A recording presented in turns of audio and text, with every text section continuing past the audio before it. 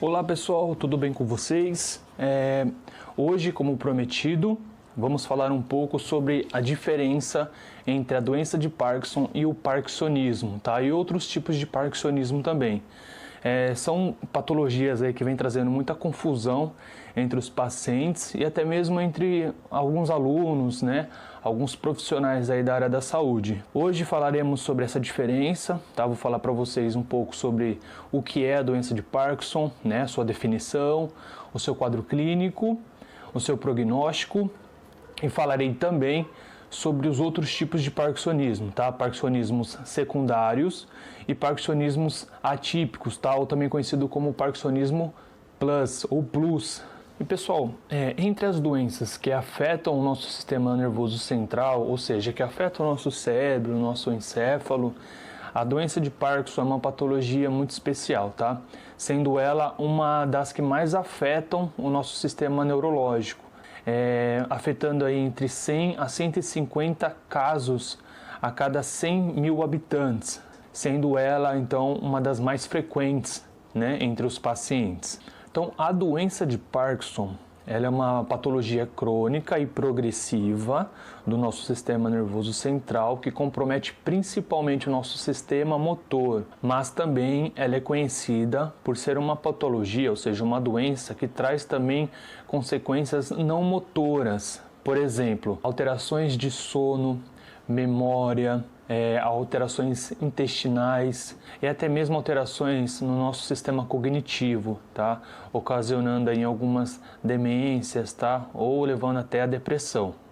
Então, como eu falei para vocês, pessoal, a doença de Parkinson ela é caracterizada por ser uma doença degenerativa, tá? E ela é caracterizada pela perda e degeneração dos neurônios localizados lá na nossa parte compacta chamada substância negra. Ela fica situada numa região chamada de mesencéfalo.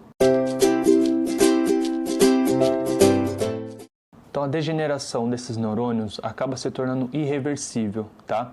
E acaba resultando na diminuição da produção de dopamina, que é um neurotransmissor essencial para o controle dos nossos movimentos.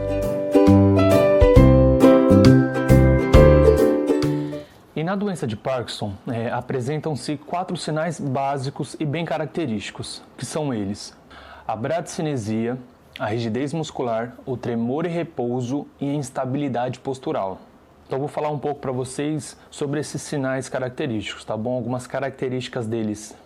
Então a rigidez muscular, pessoal, ela trata-se de uma rigidez denominada de hipertonia plástica, tá? Uma coisa que a gente comentou num vídeo anterior, quando eu falei da diferença entre a rigidez muscular e a espasticidade. Então quando a gente fala dessa rigidez muscular, ela se apresenta como uma resistência contínua ou intermitente durante todo o arco do movimento, conhecida como sinal de roda denteada.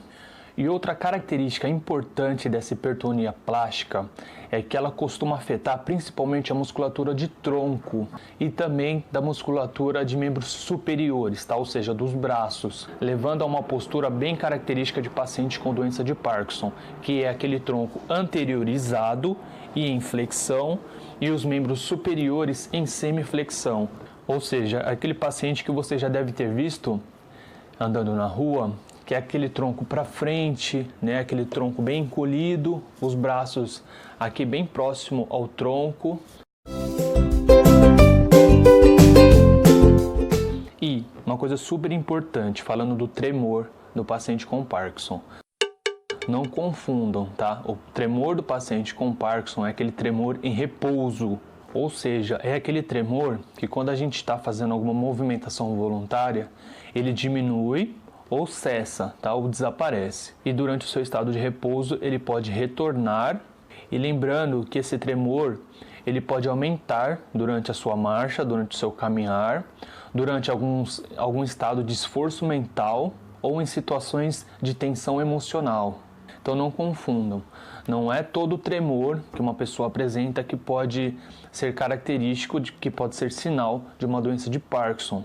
E quando a gente fala aí da instabilidade postural presente nesses pacientes, a gente está falando de uma perda da readaptação postural, ou seja, é a dificuldade que o paciente tem de se manter no seu eixo de equilíbrio. dificuldade também de recrutar suas estratégias de equilíbrio, tá? Principalmente com abalos posteriores. Mas não vou entrar tão a fundo nesse assunto, porque não é o objetivo desse vídeo. Lembrando que esse distúrbio ele não é comum se apresentar nas fases iniciais da doença de Parkinson, tá? É um distúrbio que se encontra em fases mais avançadas aí da doença de Parkinson. E é esse distúrbio um dos mais causadores de quedas desses pacientes. E falando de outras características desses indivíduos com Parkinson, a escrita também acaba sofrendo modificações, tá? Ela acaba se tornando menor, chamando aí de micrografia. E uma coisa importantíssima da gente discutir sobre o Parkinson é a marcha. Ela se desenvolve com passos pequenos e curtos. Na maioria das vezes, esses indivíduos acabam arrastando os pés e, como eu já falei, a perda dos movimentos associados de membros superiores, ou seja, aquela marcha anteriorizada, né, o tronco para frente, os braços fixos no tronco e as pernas com passos curtos e pequenos, que também é conhecida como marcha em bloco. E um distúrbio motor muito característico nesses pacientes, principalmente durante a marcha, é a aceleração involuntária durante os movimentos automáticos, conhecida como festinação, sendo ela nada mais nada menos que uma aceleração involuntária na marcha, tá? Vou estar mostrando aqui para vocês.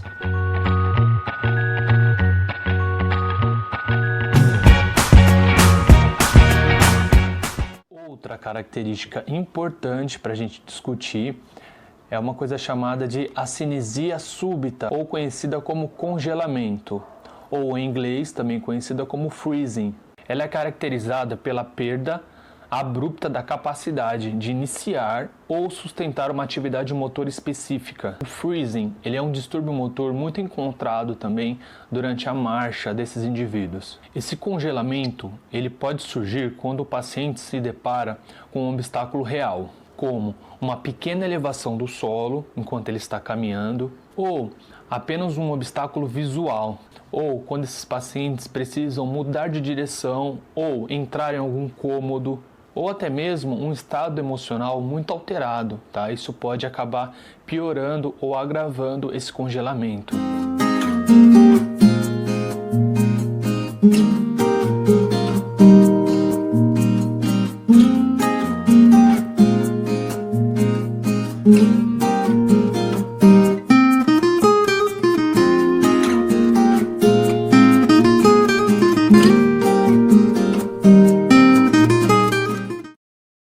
Pessoal, a gente vai falar de alguns tipos de parkinsonismo. Então existem diversas formas de parkinsonismo, tá? E elas podem ser classificadas em 3 tipos básicos, como o parkinsonismo primário ou idiopático, ou também conhecido como a doença de Parkinson, que a gente acabou de discutir, o parkinsonismo secundário e o parkinsonismo atípico, ou também conhecido como parkinsonismo plus ou plus. Então vamos começar pelo parkinsonismo secundário. A gente já falou do parkinsonismo primário, né, o idiopático. Vamos falar agora do parkinsonismo secundário. Então, pessoal, quando a gente fala do parkinsonismo secundário, a gente consegue identificar a causa através de exames, sendo ele exames de imagem, neuroimagem ou exames metabólicos, tá? Ou também através da anamnese. Vou mostrar aqui para vocês um quadro que eu encontrei num artigo que ele expressa muito bem a identificação desse parkinsonismo secundário.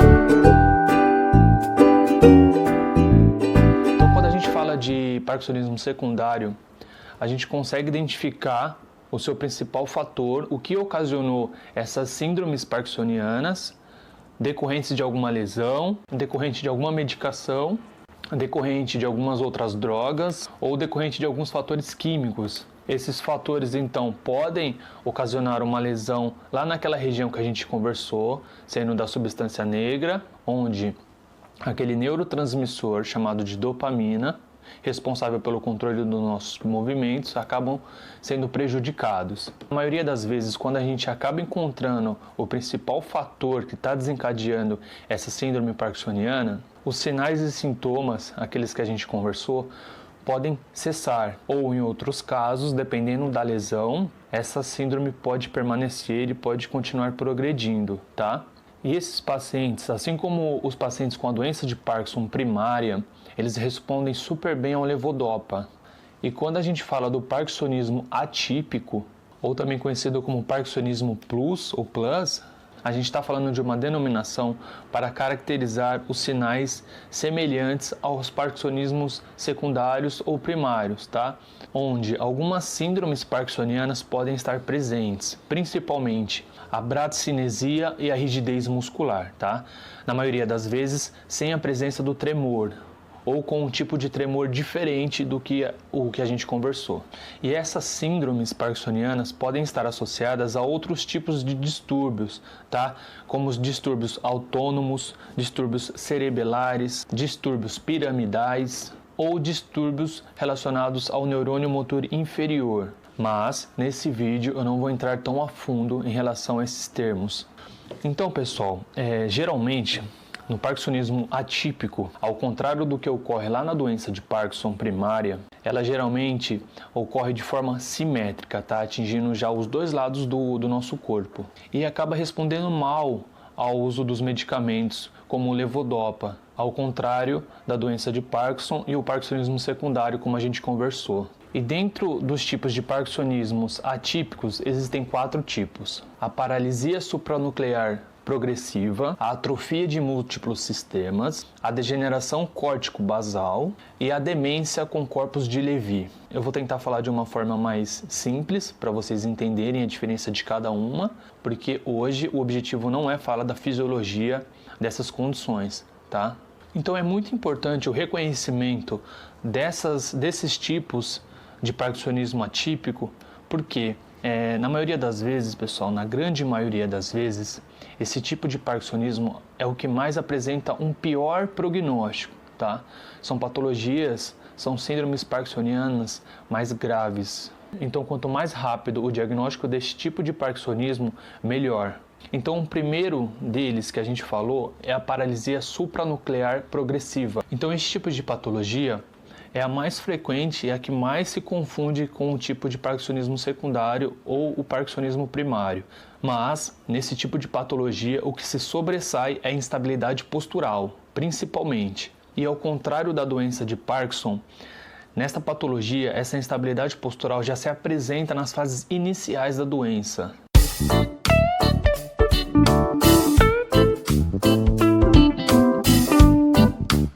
E quando a gente fala da segunda forma, que é a atrofia de múltiplos sistemas, ela pode se apresentar de 2 maneiras. A primeira, com predomínio de parkinsonismo, ou também conhecida como acinética rígida. O que seria isso? Aquela forma com rigidez muscular, com bradicinesia, ou a outra com predomínio de alterações cerebelares, tá? Alterações com presença de movimentos incoordenados, com uma alteração de equilíbrio muito grave, tá? Muito presente. E uma coisa importante aqui para falar para vocês é que quando a gente realiza exame de imagens nesses pacientes com atrofia de múltiplos sistemas, elas podem revelar alterações de sinal no putame, além de atrofia de tronco cerebral ou cerebelo, que, ao contrário da doença de Parkinson, não é possível ser identificada através de exame de imagem. Agora, quando a gente fala da degeneração córtico-basal, ela se apresenta da forma mais rara, de início mais tardio, além de uma caracterização mais difícil do que as que a gente conversou, que foi a paralisia supranuclear progressiva e a atrofia de múltiplos sistemas. Mas, na sua forma mais conhecida, ela pode se apresentar como uma síndrome rígido-acinética, muito característica também nos pacientes com parkinsonismo secundário, como a gente conversou.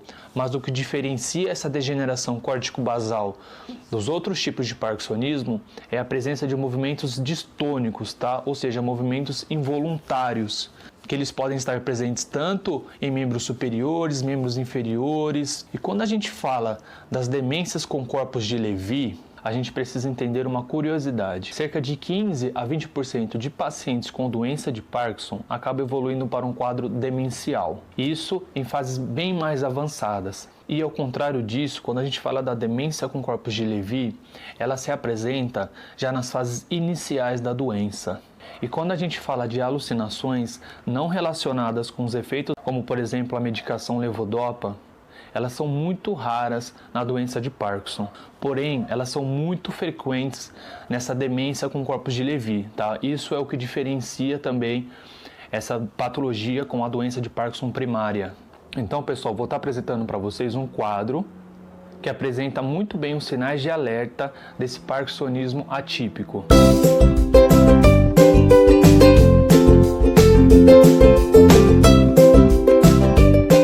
Então, depois de tudo que a gente conversou aqui, vamos fazer um pequeno resumo.